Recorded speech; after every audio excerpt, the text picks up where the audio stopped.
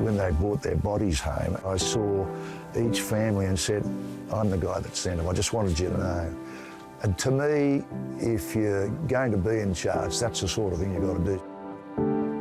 I know one particular fella who said to his mates as he was being put on a helicopter, I'm going to go to the Paralympics. Invictus came about through a sense of getting veterans together from different countries and to say to them, you might be back in a tribe. Born into an army family, Sir Peter Cosgrove had a long and successful career in the armed forces, retiring in 2005. He served as our Governor-General of Australia for 5 years. He was knighted in the Order of Australia and also is the patron of Invictus Australia, which we'll be talking about today. Sir Peter Cosgrove, welcome to the NEC Creating Value Series. Thanks for joining me. I'm delighted to be with you. Can I start by saying this is the first Sir that I've ever interviewed? Well, probably not the last. Oh, I don't know about that. I mean, it depends how this goes, isn't it? Well, there's only a couple of us, myself and Angus Houston. So once you've done him, you've done 100%. I've done everyone? Oh, I've got to find Angus and then be able to do that. I want to start talking about where we are and what's its significance. Well, we're in the Hyde Park Memorial. There's the War Memorial for New South Wales, right here in the centre of the city. And here, the hub of this place was where veterans gathered in the aftermath of World War I. And this has been a place of refuge and perhaps consolation to a lot of veterans from that time. Many thousands of New South Wales men and women use this place as their guiding light in the aftermath of their service. It's a beautiful building inside, architecturally as well. This is the first time I've ever been inside. I'm very lucky to be sharing the experience with you. We went for a little bit of a wander before, and you were telling me about some of the areas that are pretty specific to you. Yeah, just not far from where we're filming. There's a room there which is reflective of where every place in New South Wales, whether it exists now or has gone by the board, but in World War I, those names mentioned on the wall are where New South Welshmen and women signed up to serve. Every place.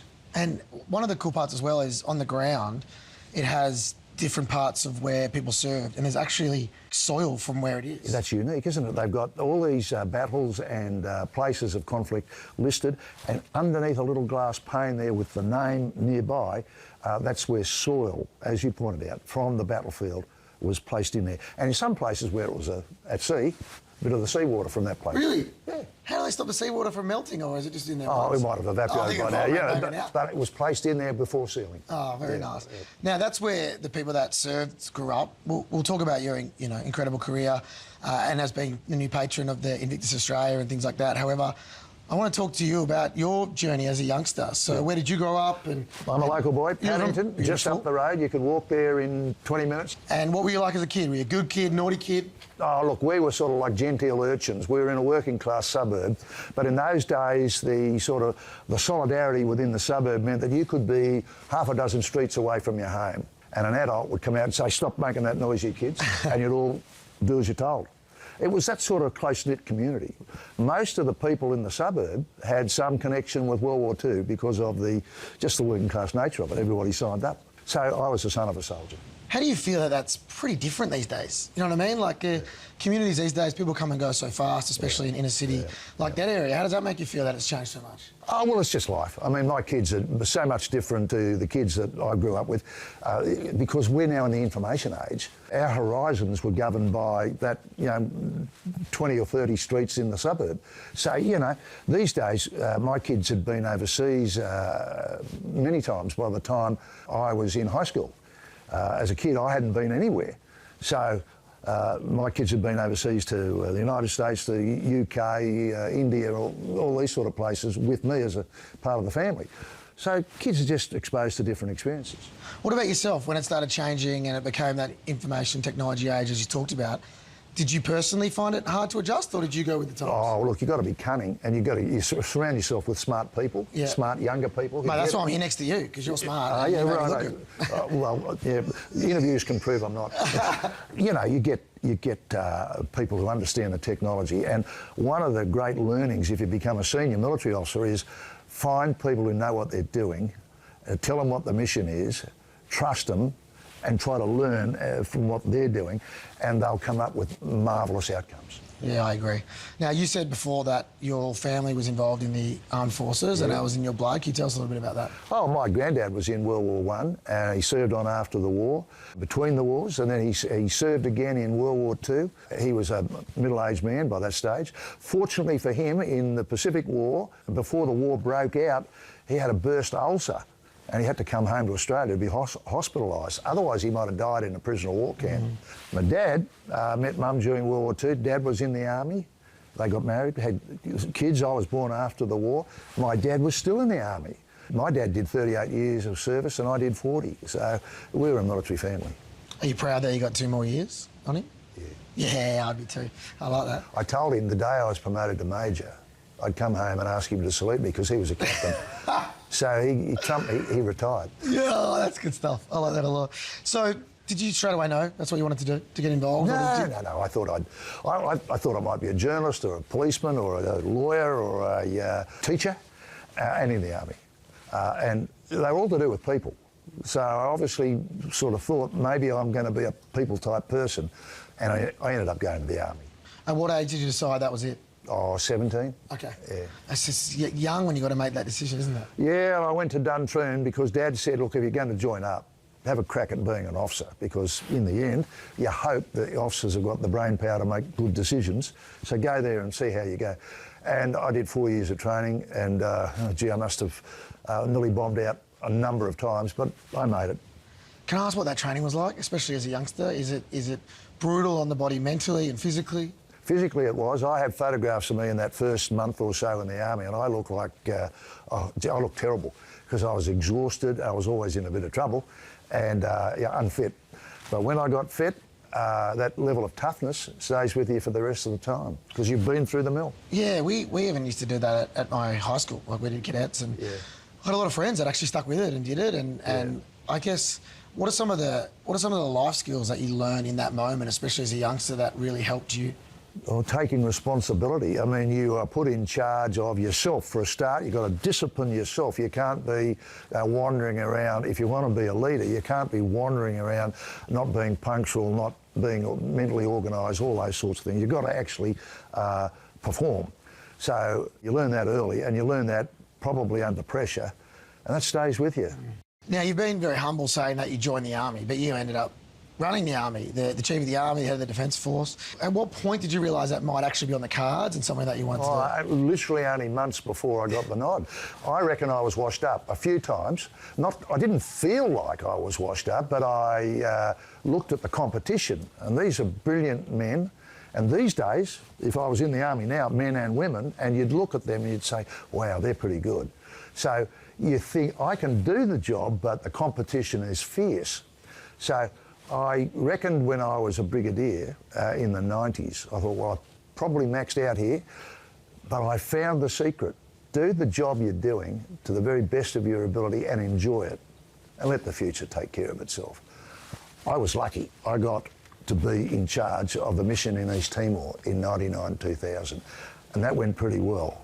The men and women did magnificently, and you ride the back of their success a bit. You come home, everyone says, oh, he's the guy. So I got made up to be the Chief of the Army, and then I became the Chief of the Defence Force, so luck was on my side. I agree with you. Like, you're a product of the people that are around you and work with you. Yeah, and sure. Obviously, I'm very grateful to be Australian of the Year, but it's not because of me, it's because of everybody else, you know, people with disability that broke down the barriers before me and things like that. However, when you are thrust in a leadership position, it can be very different. How did you cope with that? Did you have any moments where you found it hard to create value? It's not the creating value, it's the taking responsibility, because the creating value is just a job of harnessing the people you've got, making sure they've got some clear ideas of what you want them to do. And then it's a bit like the old instruction when you are setting off a firework: light blue touch paper and retire smartly and watch them go. Monitor them, support them, and they'll do it. The real thing is to take responsibility. So if you're going to put them in harm's way or get them to do something dreadfully difficult, take them away from their families, send them somewhere dangerous. Make sure you've thought of all the things that should have been done, and you've done them. Did you have a moment where you did face extreme hardship in that role and that you found really tough? Yeah, look, in 2005, there'd been a tsunami in the Indian Ocean, and it smashed Sumatra. So we had people up there, they'd worked hard, they'd done a good job, they were coming home, and a shipload of people were just in Singapore thinking they're going back to their families. They'd been away since Christmas, and blow me down, there's an earthquake occurred again in Sumatra. I sent them back up. And on day one of operations, a helicopter crashed, and 9 people were killed outright, and 2 were dreadfully injured. So that's all the people that were on that helicopter. And you sort of say to yourself, well, we can't go back on that. These people have passed away. So you start thinking, what could I have done? What should I have done? Eventually, it turned out that there were some maintenance problems with the aeroplane that they were on. But I went around when they brought their bodies home, and I saw each family and said, I'm the guy that sent them. I just wanted you to know. And to me, if you're going to be in charge, that's the sort of thing you've got to do. So, say to people, I sent them, they had to go, they were doing a worthwhile job, and how sad it is that they've been killed in the course of their duties. They are heroes for taking on the responsibility. Thanks for your vulnerability, saying that. We appreciate that. How do you work with people to make sure they can cope with that? Because obviously that's going to be quite hard with their mental health. Even for yourself, you were serving on the front line, and I'm sure you lost friends and things like that. You know, someone who's obviously never been to war or anything like that, can you explain, I mean, what that feeling is like when you lose someone close that you work with? Well, you internalise it to a great degree. You should also emote, but you've got to remain the leader. So when you are expressing your sense of loss, there's got to be with an eye on recovery of the team, because that team is bereaved. They probably feel very confused by the whole thing. You've got to get them back up. So you must be careful in the way you console them and get them ready for the next hard job.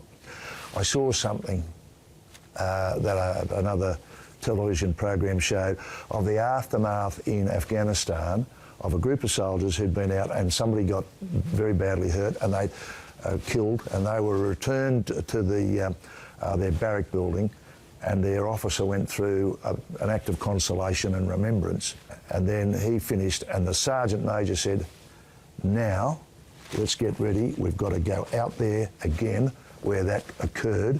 We must be out there, and we have to have our game face on when we do that. And I thought, isn't that the yin and the yang of soldiering? Yeah. You suffer the loss, you get on with the job. What about you personally as a leader? We have a lot of leaders who listen to this and watch this.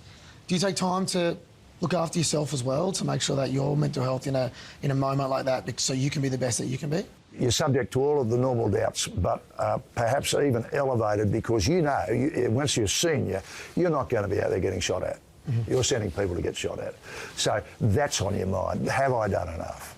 Did I make the right call? Did I advise the government correctly that we could do this? Have we done everything in our power to make it safe and to point towards success? And you worry about all that sort of thing. Probably my hardest time was when my own son was in Iraq, and there were things happening every day, and you think, I hope I don't get the phone call, because I'm overall the guy that sent him over. The government said and you're his dad. Yeah, and of course. Yeah. So he was disenchanted one time because they used a system when there'd been an explosion or something like that. They had a containable number of people, so they put them all on the mobile phone and said, you get 30 seconds each to ring your mum, your dad, your wife, and say that you'll see something on the news, don't worry about me, I'm okay. And that way, when the news was on the next morning, the family would say, well, it's not our kid. Wow, that's hard. Well, I got the phone call. I got the phone call in the middle of the night from somebody in the headquarters to say there's been an explosion in Baghdad, but your son's all right. Okay.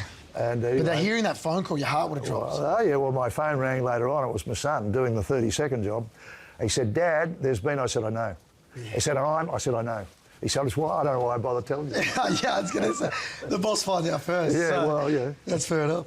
Now, for people that serve in the armed forces and come back with an injury or mental health struggle or whatever, How is it for them? How is it for them when they first get back? Well, the first thing is they're never off your mind. They should never be off anybody's mind. They go away, this tragic thing happens, they come back. Some of them will be absolute champions. I know one particular fella who said to his mates as he was being put on a helicopter, I'm going to go to the Paralympics. I think we know who I'm talking about. Yeah. And those people, they're just so tough. Curtis McGrath, if you're talking about, he's a much better looking, more talented version of me. Yeah, I got you. I reckon, yeah. But there are others who come back and they become silent, withdrawn. They sort of shrink back into themselves. They need our love and attention, and they need actual help and hope. And that's hugely important. They're never off our minds. Do you reckon the Australian public understands that fully and give them the support that they always need? No, but they can't. Yeah. It's a fast-moving society. It's like saying we should all be kind to each other all the time. Well, it's a fast-moving society. However, what we have to do is keep reminding people that in amongst all these people dashing around in modern life in Australia, there are these precious people who put their lives on the line and have become, if you like, in some way, incapacitated by the experience. And here I'm talking about servicemen and women, but I'm also talking about first responders, and I'm talking about people in the trauma area of hospitals, people under pressure all the time. And we must always say, well, they could succumb quite easily to thinking, nobody knows, nobody cares, my life's not worth much. Yeah. And we must prevent that. I think you're exactly right, and there is that misconception, especially around disability, for people that get injured, that their life's over, right? And that's because what we're led to believe to society, something that I'm trying to change personally. And I talk to returned servicemen and women, they're like, what's the point of living? I go, well, you can still live and you can still get out there, but they need the support, don't they? And one thing that you and I are both passionate about that brought us here together as well is the Invictus Games. You're the patron of it in Australia. Can you tell us a little bit about, for people that don't know, what it is and why you wanted to get involved? Well, Invictus came about overseas through a sense of getting veterans together from different countries and to say to them, through the agency of sport, we want to demonstrate to you veterans, and to all the people who are onlookers, that this is exuberant, it's possible, you tough people can handle this, and it's going to demonstrate that there is things that a person who has suffered can aspire to. And it was wonderfully successful, and it came to Australia. And I can remember Prince Harry, as being one of the moving lights, was here to celebrate with the Invictus participants. I was Governor-General at the time, and I went to some of the events. Oh, how good is this? One of the first things I saw was a wheelchair event in Botanic Gardens. That's where it started and finished. So I'm there as Governor-General watching the race, and here comes a fellow coming first. And he's being pursued by, he's an Australian, he's being pursued by a man from another nation in a chair. And that fella, he must have had one of these winder things. Yeah. And in some way that broke down. And the Aussie became aware that this fella who was challenging him for the lead was now unable to continue at that pace. The Aussie stops, goes down, gets him, pushes him ahead, and the other competitor thought, he's going to get me up to the line, and he'll finish first, I'll finish second. The Aussie gets him up the line, pushes him over to come first. And that was the spirit of Invictus. We're all in this together. I loved it. I was there with you, and I couldn't get over how good the vibe was. You're right. Like, it was genuine. I remember I was watching the wheelchair tennis, and there was a match, I think they were from Canada, and a helicopter went over, and that gave one of the guys PTS, and he started getting a bit emotional and crying. Everybody stopped the match. I got goosebumps talking about it. And came over and supported him. I love this guy because then he went out and pumped them, beat them at tennis. Not like a man, you know what I mean? But like, it was special, wasn't it? There was something about the vibe that was there.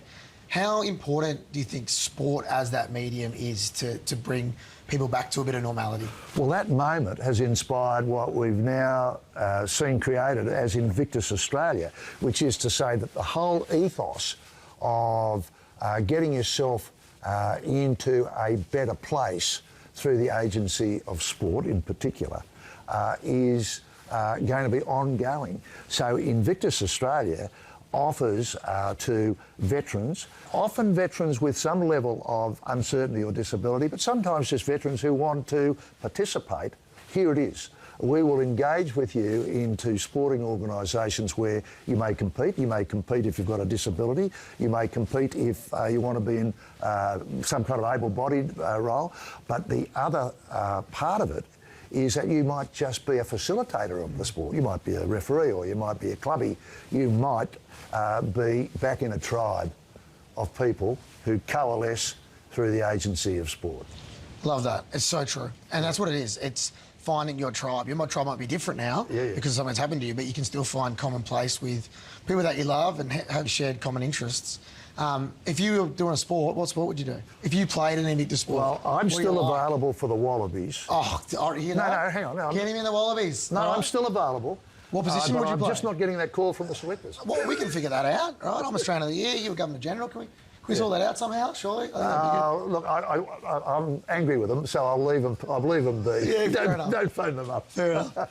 So for people that come back from serving and they don't have something like the Invictus, you know, whatever it is, what supports are there for people that might be watching this that want to get more involved, to not only to as a returned serviceman and women, but also the public to be able to support as well? Jump on the web. If there's one thing every modern Australian knows, it's if you want to find out where and how, jump on the web. Google Invictus Australia and follow the lead there. You'll love it. I actually got to interview Prince Harry at your place. It was when you were Governor General, on your lawn. And he's genuine about this, isn't he? Yeah. Like, he cares to the core as someone who served that himself. And I think, you know, having his passion involved, I mean, how important is that to get that global lens and really bring some exposure to it? Well, I think this whole notion of the cohesion of sport. You've played your wonderful tennis all over the world, and you number amongst those that you like, respect, and they reciprocate people from many nations on earth. That's available through the international Invictus community, but it starts here and continues here. For every veteran who signs up, they will find themselves within a like-minded, loving community. And to me, it doesn't matter whether it's croquet or some other more vigorous and challenging sport. Well, rugby, it's pretty loose. Yeah, wheelchair rugby. I see where we had a win the other day. Yeah, won the World Championships, which is cool. And it's cool that for some athletes in the Invictus Games, because obviously you have to be a returned service man or woman to compete. They're now progressing into the Paralympics. Like we talked about Curtis McGrath, obviously, but it's great because it's a great starting point to then progress through the ranks. I think what I also learnt the most about being at the Invictus Games is, which is one thing I love about it, it's not just for physical disabilities. Yes. It's also for people who with their PTS and their mental health. So absolutely. Some person who might be sitting alone and anxious in a room can, instead of withdrawing into themselves or wondering whether it's all worthwhile, can find themselves with some kind of way of physically rehabilitating themselves in like-minded and sympathetic comrades. Yeah, and I think also, like, it can be really tough for anyone struggling with their mental health, but especially if you've been through a big trauma. How do you go, you know, especially in your previous roles and that, communicating and supporting people that are struggling with their mental health when they return? I always regard myself as a layperson here, but my instinct is that obviously mental health professionals must be involved in the treatment and rehabilitation of people. But I reckon you'd never find one of them who'd say, "Oh, don't do that Invictus stuff." I think they'd say quite the opposite. You should do whatever makes you feel better. Making you feel better in a healthy way is one of, if you like, the motives of Invictus Australia. I think also it's left such a great legacy, hasn't it, Invictus Australia? And I was jealous when I went to watch because the crowds were so big. Like, it was, it really shone an incredible light. We want to get it back in Australia. Can we organise that? We can do that. And you know what I thought was great too, and I'm going back to it was 2016, was it? After 2016, 2018, In 2018, what I loved out there at Homebush were all these school kids. Yeah. Yeah, schools from all over the place.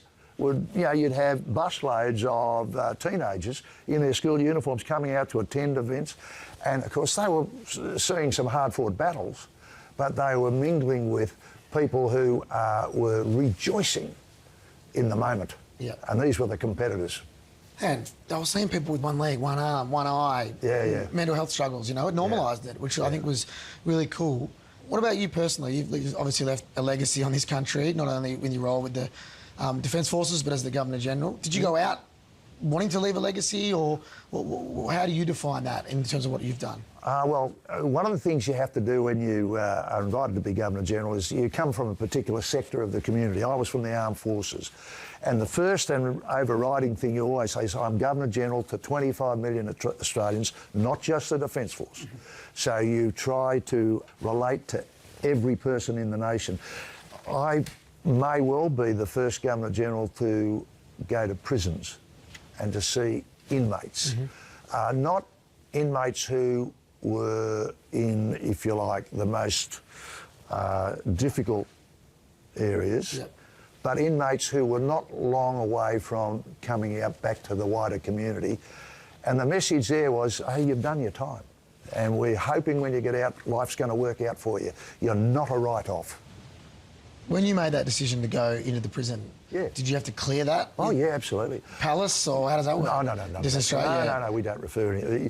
Look, the Governor-General writes his or her own script. Yep. Yeah. And there's some bounds of propriety. I mean, obviously would seek the permission of the custodial authorities to go there. I didn't just sort of bowl up and knock on the door. But not everyone would use their platform for that. You know what I mean? So why did you make the decision? I just thought the inmates would. I wanted them to know that they still had a future. You get out here, we hope that you can be returned into the community and stay out of trouble and become a productive member of the community. If someone in a wheelchair wanted to be a Governor-General, I did notice there's an elevator. Yeah. There's an elevator in the building, which I did notice. Do you references, or? I'll give you one. Is that on film? Yeah. Can we get that on film? Just making sure. No, I'm writing it down. Very nice of you. Yeah. What did you find the most rewarding role that you've had? I know that's a hard one, and it's like choosing your kids, but you had some, very big responsibilities leading the whole country, the Defence Force. Where can you rank them? Where do you sit with it all? I wouldn't ever try to rank them. There's memorable moments. I sort of discovered my Governor-Generalship in a way after the MH17 atrocity, the shooting down of the aeroplane over the Ukraine. The bodies were scattered all over the countryside. They were recovered by many people, but Australians were there to help recover the bodies. They came back through the Netherlands, and I came back home after I'd visited some of that part of the aftermath. And we had a memorial service in one of the cathedrals in Melbourne. And I had to think, OK, the soldier in me is really angry and you want justice, and you know there's been this terrible atrocity, it's a mass murder, but what do the Australian people need? And I sort of discovered the Governor-Generalship there in the sense that I thought, they don't want some bloke banging on about justice. There will be recourse to justice. You never know about that. What they needed was consolation. They wanted to know that the bereaved wouldn't leave our memories, that we embrace them. So I thought, well, there you go. That's not a bad recipe for the rest of my Governor-General's time, to embrace the whole community. It's good advice. I like that very much. Do you put the Governor-Generalship down as one of your greatest achievements, or is it... There's no higher honour available to an Australian in his working life, or her working life, is to be asked to be Governor-General. What was that knock on the shoulder like? when that was pretty funny, actually. Yeah. Tony Abbott rang me up while I was in a limo with some chums on my way to a board meeting, because I was in corporate life then.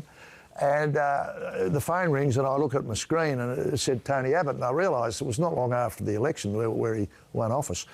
And I thought, well, he's not ringing me up just to say hi. And I knew the Governor-General was retiring. So I thought, he's going to, So I had this chum sitting in the car, and I thought, if I say g'day, Prime Minister, cat's out of their bag. So I said, g'day. And he said, Peter. And he went through a bit of a spiel about he wanted me to be the Governor-General, and he invited me to accept the position. And I said, that's interesting. I'll get back to you. He must have thought I was an absolute flake. Anyway, I did get back to it. Imagine walking into the meeting like the flex at the board meeting. You're like, I'm the boss now of the country. Not just you, but of everyone. Well, in many ways, you might have some responsibilities, but the other thing to remember is, in a way, you're a servant of the people. Yeah, for sure. Because they have expectations that when you meet them, that you'll be interested in them. They can tell you their story, that you will reflect on that. If there's ways in which you can uplift them, you make sure you do that. We did 4,200 events in 5 and a bit years, and I gave a speech to just about every one. And you don't go and give a boilerplate speech which says, I think I'm in orange, I hope you're all right, you know, good on you, and I'm off. You have to do your homework. Yeah. You have to know what's happening. Yeah, you do. Now, before we let you go, what's your final message around Invictus Australia, the importance of it, and for people watching about wanting to get involved? I'd like every Australian who, when they hear Invictus Australia being mentioned, they understand that in the ranks of this growing group of men and women, there are people who want to return to one of the great joys of life, that is feeling pride and contentment within themselves, fulfilment, camaraderie, well-being. They want to establish their Australianness in this very important way as a coherent group which prizes physical activity and camaraderie. Australians should applaud it, and where they're invited to, support it. Good way to end it. Sir Peter Cosgrove, thanks for joining me on the NEC Creating Value Series and for being so open today, mate. I really appreciate it. Good on you, mate. Thank you. Thank you.